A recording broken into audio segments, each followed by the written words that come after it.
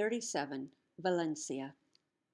You shouldn't light candles in the middle of the woods, especially if it hasn't rained in days, but we're standing in a small clearing, and Kaori insists it's vital to the ceremony. The good news is, she also says it's vital that I make a circle in the dirt with my foot and drop the snake juiced pillowcase in the middle of it, and I am more than happy to get rid of it. The candle isn't lit yet, but Jen has the matches ready. She seems disturbingly eager to use them.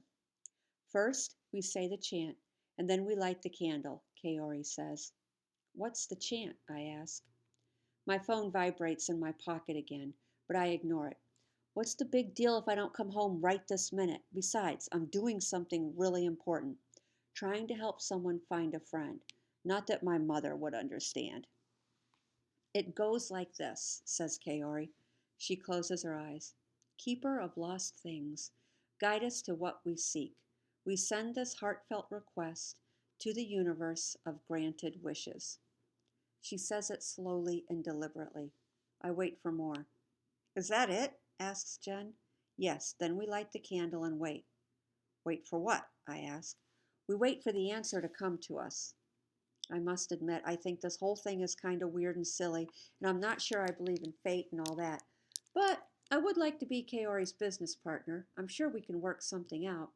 I decide to talk to her about it later, when we're not in the middle of a ritualistic ceremony. Ready? Asks Kaori. We have to say it all at the same time. We stand very still. Kaori repeats the sentences. We say them together at the same time. Jen strikes the match. When I told Kaori not to light a candle in the middle of the woods, I didn't expect that we would actually start a fire, but that's exactly what happens. Jen strikes the match too hard, and it dives out of her fingers and into some dry leaves outside the circle. They flame up in no time. They aren't big forest fire flames. They remind me of the burners on our gas stove at home. It's not panic-worthy, but that doesn't stop Jen from screaming at the top of her lungs.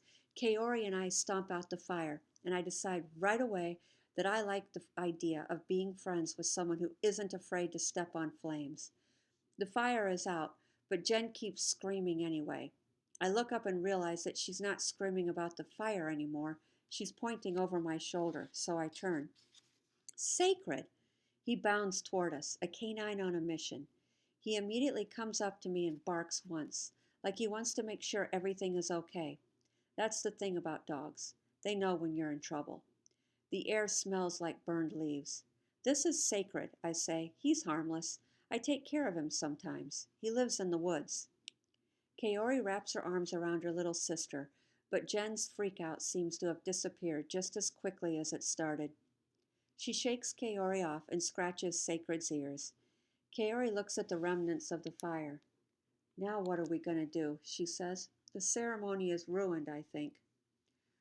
I start to answer, but my phone goes off again, and I figure I should check it or else it will just vibrate and vibrate until it drives me out of my mind. When I look at the screen, I see about 5 million missed texts from my mom, but there are also 2 messages from a number I don't recognize. The first one says, "Hello, Valencia of Spain," and I know right away that it's from Virgil's Lola. The second one says, "Have you seen my Virgilio?" It's funny how the mind works. I hadn't realized there were clues this whole time leading us to Virgil, but as soon as I see that text, something or someone, Saint Rene maybe, unplugs a clog in my brain. Just like that, a flood of realization swamps me one after the other.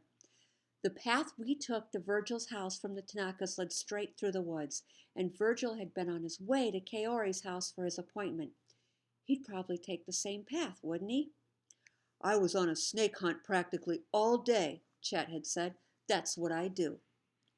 So Chet was in the woods at the same time as Virgil. Chet, who never let me pass him at school without some idiotic gesture. Chet, who made fun of David Kistler every day in science class. Chet, who was a bully.